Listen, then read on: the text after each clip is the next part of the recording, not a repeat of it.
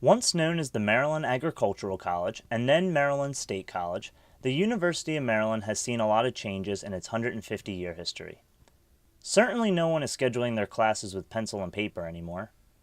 Freshmen are no longer required to wear beanies until the spring semester tug-of-war between the freshmen and sophomores on the banks of Paint Branch Creek. And the marching band has evolved into the mighty sound of Maryland, playing the university's fight song as the Terps are victorious. Still, many are unaware of Maryland's traditions, old and new, which is why two Maryland alumna and marketing employees, Margaret Hall and Linda Martin, wrote a book that highlights the school's traditions.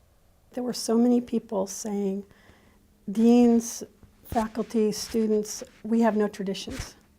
So that really irritated us after a while, and we decided that we would figure out what the Maryland traditions were. Traditions such as Maryland's first Look Fair, the fact that many students and alumni tie the knot at the university's Memorial Chapel, and the dairy, where people have been enjoying Maryland's ice cream since 1924. Although many students spend their free time these days at the Epley Rec Center's Outdoor Aquatic Center during the warm weather, Margaret Hall explains that this was not always the case.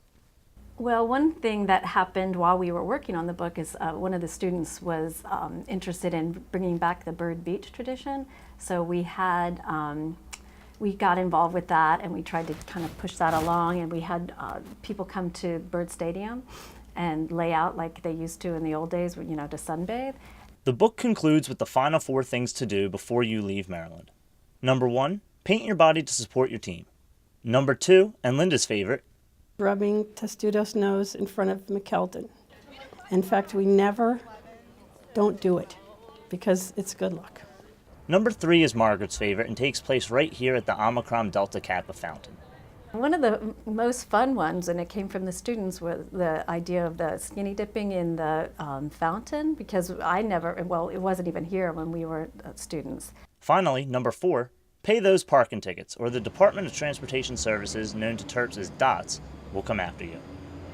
Anyone who has attended Maryland and taken part in its traditions will forever identify themselves as a Terp. But what exactly does that mean? It is a certain spirit that we all have as Terps, and it's like a little bit feisty, a little bit scrappy, and just kind of always going to the next step, trying to kind of prove ourselves. From College Park, I'm Pat Donohue.